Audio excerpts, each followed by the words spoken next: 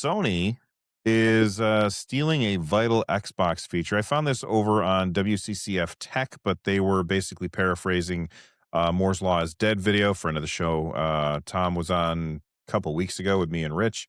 Um, Here's what they said. Basically, they said one more leak that, I pasted that in there twice. One more leak that heavily points out the PS6 is around the corner and that the handheld indeed is in the works. For those of you that don't know, the PS6 is rumored to come in a console version and a handheld version. The PlayGo leak introduced in the PS5 SDK 13 just a few weeks ago. This is Sony's version of Xbox Smart Delivery, and it allows for devs to organize chunks of different assets and textures for each PlayStation console so that a given console only downloads the exact files that it will use.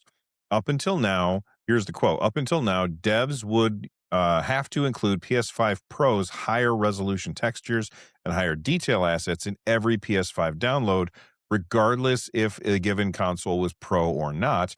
But no longer. Devs can now specify downloads for PS4, PS4 Pro, PS5, PS5 Pro, PS5 Power Saver mode, which is what Carrie's been talking about for months and months. I wish he was here today.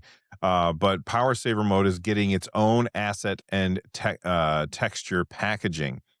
If this would be only done, this would only be done if the mode is going to be the entire base of a new console that might need its own tweaks. You save no energy by using smaller textures. The source concluded once again, suggesting this is all in preparation for next gen's launch. So, first question, do you believe the rumor? Let's talk about that first. Russ?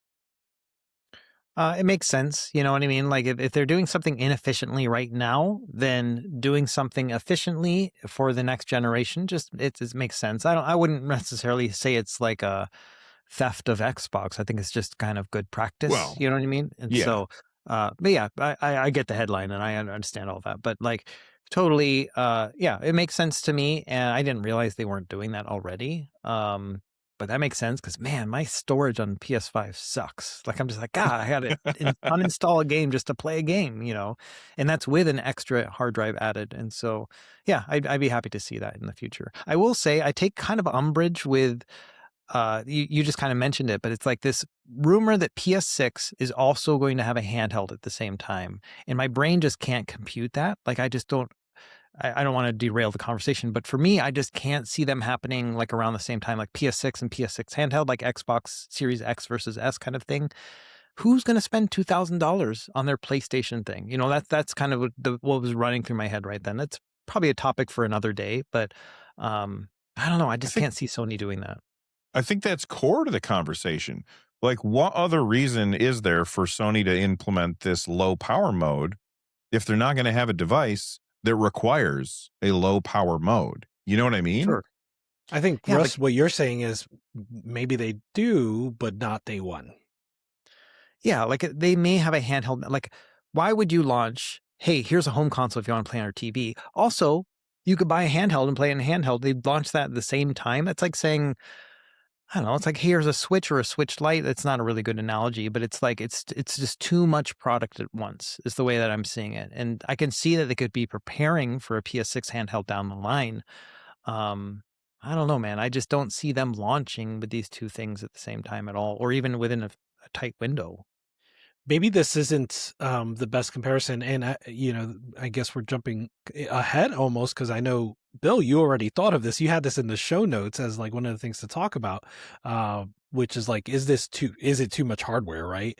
And so maybe the way to think about this is Xbox Series S and X, right? They launched the same time. Yes, they're the same form factor, but they create the exact same problems for developers as a PS6 and PS6 handheld. Now, that's not to say that Sony might just release a PS6 and then, like you said, down the line, release a PS6 handheld. But I think that Xbox Series S and X kind of lays the groundwork for them, potentially being able to do this on day one. And I think of Steam hardware kind of in the same way, with Steam Frame and Steam Machine being launched potentially on the same day. We don't know yet. That may be a staggered release as well. And again, that's pretty different situation being PC, but also consoles are a lot more like PC these days. I guess the only way I can see this actually happening and being like launching them simultaneously is if this PlayStation 6 handheld is also dockable and it works in a way, it's like, hey, you can get a That's a good point. lower quality version of the PS6. It'll still play Yeah. your games, but not quite as well. And you can use it in handheld mode. You know what I mean? Like that, I could Yeah. see that being kind of a combo. Yeah. But just on its own, be like pick handheld or console. Like it just doesn't make sense to me. Yeah, I haven't even thought about the potential PS6 handheld dock, but I think you're right. I think it needs a dock, right? And I think if it launches without a dock, that the PS6 handheld that would suck because I may only buy a PS. That's within the realm of possibility is that I don't buy a PS6 console, but I do buy a PS6 portable, and I would want that to be dockable. But so I'm trying to think about Sony, right? This is the company that always had proprietary storage every single time, except for on the PS5 for some reason. They had the UMDs, right? Am I getting the letters right Yeah, for that? yeah, I still got Like some. Yep. they're the ones that they want to soak you on every single thing. And you know what? More power to them. It works for them. People love their systems. When you look at that and you say it's got to be dockable, if it's dockable, what the hell am I buying a PS6 for? You Better know what I graphics. mean? If it runs better than if again, Series X versus Series S, right? Where you have your Series X, your Yeah, PS6, and it's like, okay, this thing's like 4K, 600 frames per second. And then you've got your lower end one, which is also a handheld. So it's like kind of a nice benefit, but it also can be dockable. You play on your TV and it's still decent. And that's kind of what I'm seeing. And then make them a similar price point. Maybe the handheld a little bit cheaper, but I don't really see that happening.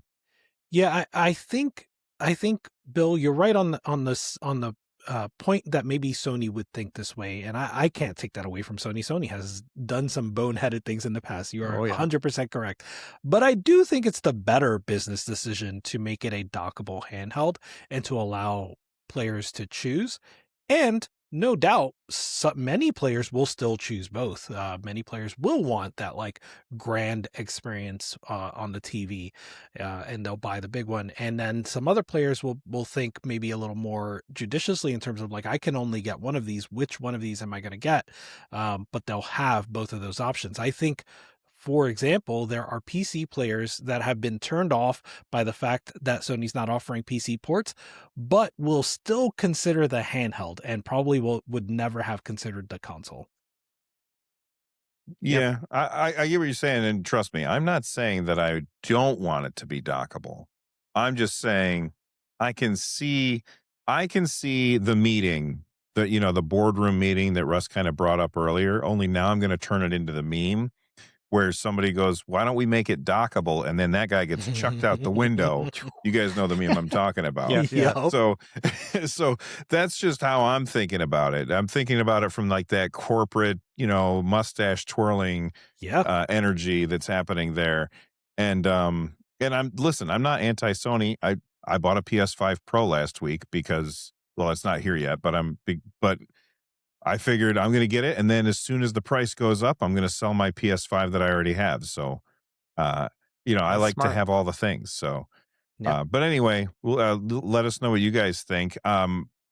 Moving on to this next part, it says, or the next question that I had for you guys is, the people who watch us, they're pretty heavily focused in handheld gaming, mostly in the PC space. But this is still a handheld. The idea of a PS6 portable is enticing to me. What do you think of the idea of a portable system from Sony? Is it something that you personally would like to get? Rich, I think I know your answer, so go ahead. Yeah, I would. I'm dying to get one. So I love the idea. I don't play my PS5 a bunch, but when I do, I'm more often playing on the PS Portal than on the PlayStation 5 native. Well, I think now that Sony has backed off PC ports, especially, I'm probably going to get a PS6 of some sort just so that I can have those PlayStation exclusives. And to me, buying the handheld is a no-brainer. So I would get that, and then I would consider the console. Maybe I would get that in the future. Maybe if there's a PS6 Pro, I'd be more likely. But right now, I will buy the handheld, and if it makes sense, maybe I'll buy the console. Russ, pretending that you're not going to do a video about it. All right. Would you buy the console, the handheld, or both?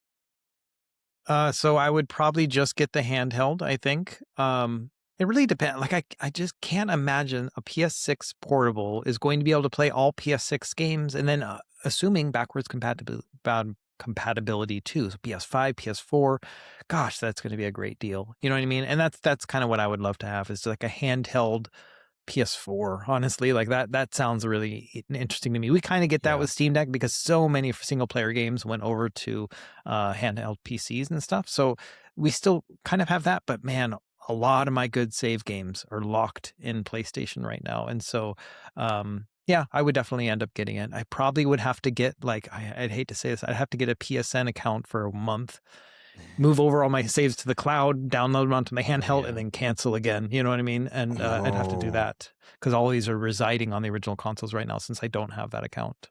That's a You good know point. what you just reminded me is, if you have both, you have to have PSN so that you can get your game saves to transfer between the two systems that you own. Gotcha. They got So you. you are now locked gotcha. in to PSN. Oh, that sucks. That does Well, suck. I mean, hey, if Project Helix comes out and doesn't have paying for those features, and Sony's the only one still making you pay for those features, do you think that they back off on that? Or do you think that they say, we don't have any competition, we can do whatever we want now? Yeah, I could Desperate. see. Yeah, I could see. They could make cloud saves free. Like that would be really cool. You know what I mean? Like that would be something that would be like a cool, because it's just an asshole move right now to make them paid. That's the way I see it. Yeah. They can make the paid stuff still happen. There's a lot of benefits to PSN. You know, if you want to get those cloud games and all that stuff that I never do, like there's some benefits there. But man, just make those cloud saves like universal. I think that would be a good olive branch, I think. I agree. Be a great olive branch. Is hard for me to picture Sony extending that olive branch, but they absolutely should. I think they should, but I don't know. It's tough because right now they don't have real competition. Nintendo stuff is always just Nintendo stuff on its own. Xbox is stepping on rakes every 15 seconds. And Sony's just sitting there saying, how many PlayStation 5s have we sold? Like they're doing gangbusters. Yeah. To Anyway. be fair, though, too, I mean, Nintendo charges for cloud saves as well, which is just Do they? jerk I move, couldn't too. remember. They do. Yeah, they do. So Because you the have to thing have is Switch Online for that. because your Switch is portable, like I don't have more than one thing, so the cloud saves don't matter to me as much. You know what I Yeah. mean? And I would say Although- too, you know, Nintendo is like even more assholey about it because some games just don't even support them. Pokemon and Animal Crossing, there just are no cloud saves, and so yeah, like it just sucks in general. We really need to move past this and like actually have cloud saves for everybody, and then while we're in it, you know, also have cross-platform saves. That would be amazing too. Thanks. Yeah, Yes, when my please. son broke his Nintendo Switch, this was years ago. I think he was in middle school. I can't believe how long the Switch has been around. But he broke his Nintendo Switch, and then we sent it to Nintendo to get repaired. They just sent back a different one, and he lost his Animal Crossing island, and he lost his Pokemon stuff. And he was just like, Yikes. oh, man, it was rough. All right. Well, let us know what you guys think about it in the comments section down below. This was just a small part of my podcast, the Nerd Nest podcast. And if you enjoyed it, then do me a favor and click on that like button down below. And if you really enjoyed it, then I think you should check out the link in the description down below the like button. It's going to take you to the full podcast so you can check out the entire conversation and a whole lot more. If that sounds good, I hope to see you over there. Stay rad, and thanks for watching.